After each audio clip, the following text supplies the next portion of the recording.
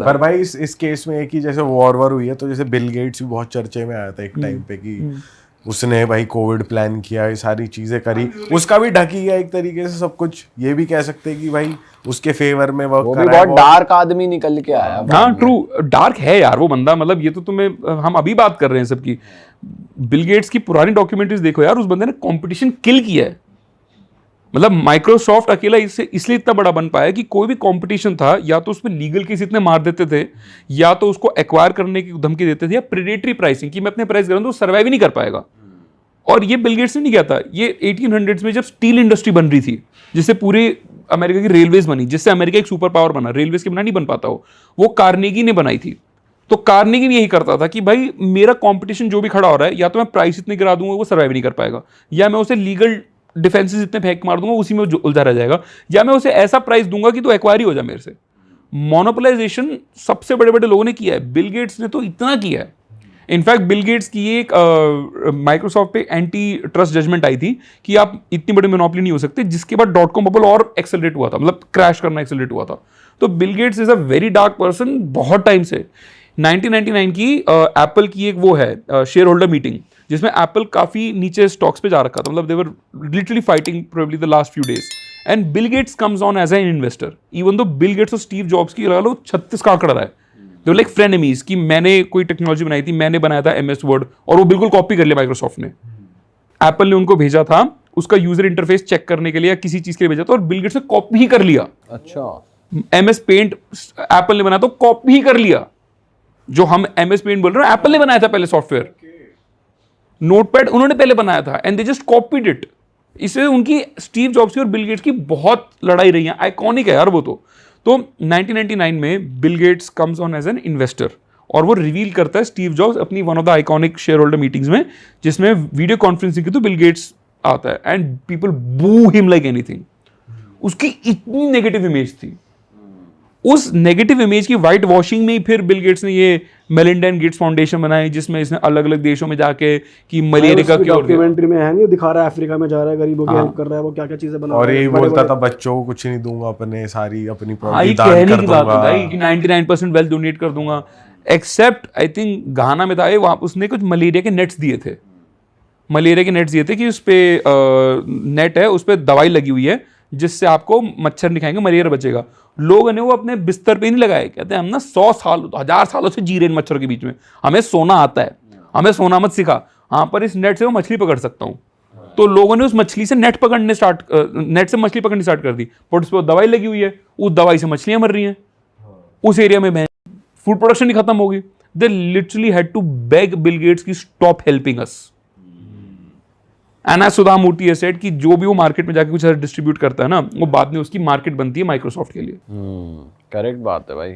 Bill Gates is a very dark person. Vaccination भी इतने बड़ा स्कैम कर रखा है इन्होंने, जो ये that's a very good argument कि भाई वैक्सीनेशन भाई जिन्होंने लगवा ली है, हाँ, कितने ज्यादा हेल्थ इश्यूज आ रहे हैं हम देख रहे हैं भाई। हमारे जो भी पेरेंट्स है सबके, या अपनी उम्र के भी जो लोग हैं भाई, बहुत हेल्थ इश्यूज बढ़ गए हैं पहले से। कोई कंक्लूसिव रिसर्च नहीं है, तो मैं बोलना वैक्सीन ही अपने आप में इतनी नई है कि उस पे खुद ही रिसर्च नहीं है उसके। बट हाँ, देयर आर मेनी केसेस कि a lot of young Indian men in their 30s were dying from heart attack.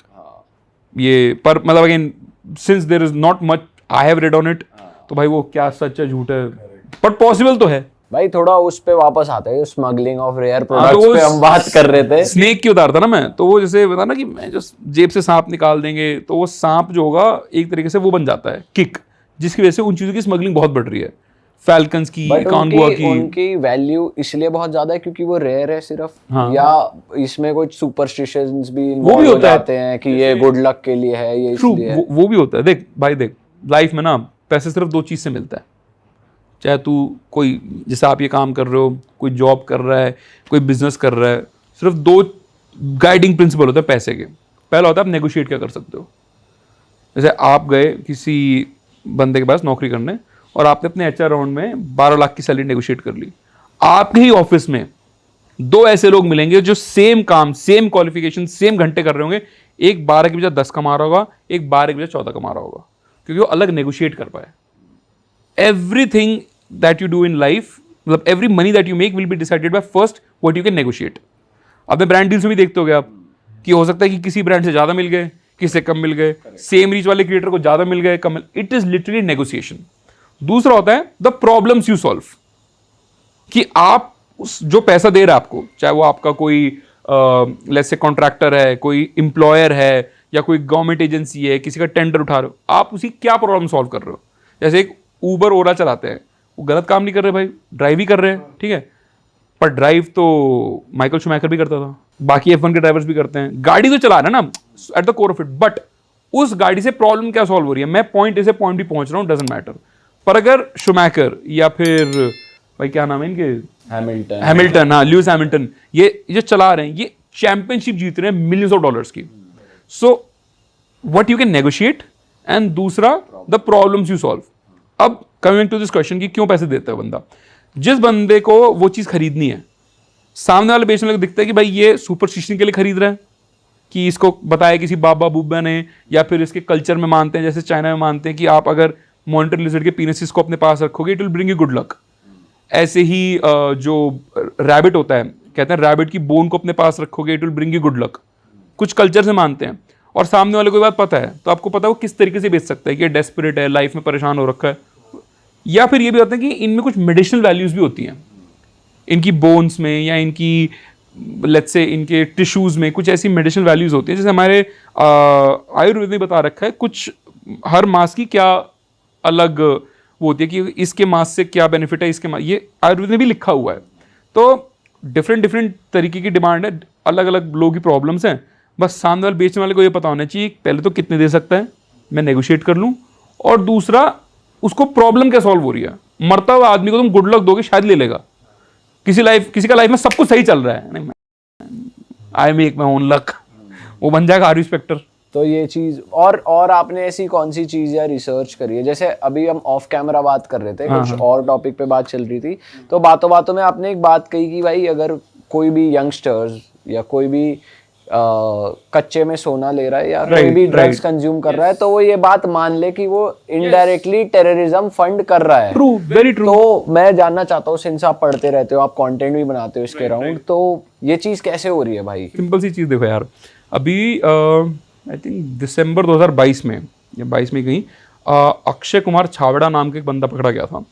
उसकी एक छोटी सी चाय की दुकान थी पटियाला में, ठीक है, 2019 में उसने चाय की दुकान लगाई थी और उसमें 100 करोड़ की प्रॉपर्टी मिली थी। 100 करोड़? एग्जैक्टली। भाई चाय का धंधा कितना भी बढ़िया हो, इतना तो नहीं हो सकता 100 करोड़ कमा दे भाई यार। तो वो बंदा एक ड्रग स्मगलर था। अच्छा।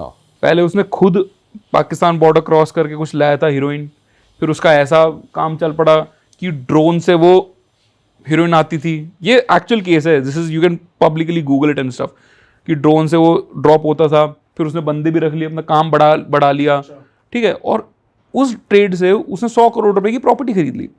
अब लेट से उसने अगर 10 रुपए की खरीदी है, आगे 12 की बेची है, किसी ने उसे 10 की बेची है ना, वो बेचने वाली ISI है।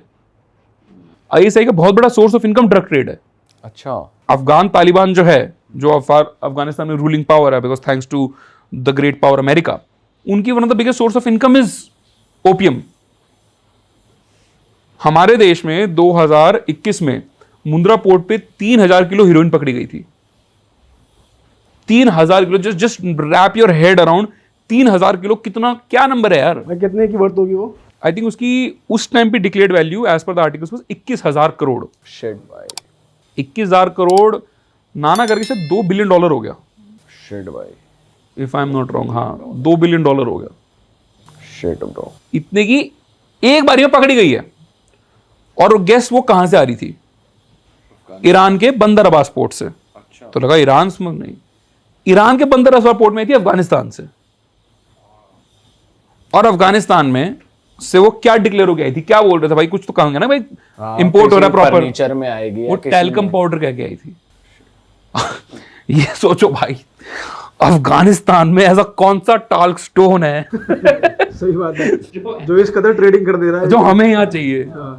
तो टैल्क स्टोन भी होते हैं, ऐसी बात नहीं है। उस जब ऐसे कंसाइनमेंट आते हैं उसमें टैल्क स्टोन भी मिलते हैं, क्योंकि वो शायद 3 बड़े बड़े कंटेनर थे, तो उसमें बहुत हैवी क्वांटिटी टैल्क स्टोन था, और उसके नीचे कहते हैं पाउडर है, जब टैल्क स्टोन टूट जाता है, उस पाउडर में ये हीरोइन थी। वो स्पेशल मार्क बैग्स में थी। ये जो छाबड़ा साहब थे, ये टमाटो जूस के डब्बे में बेचते थे।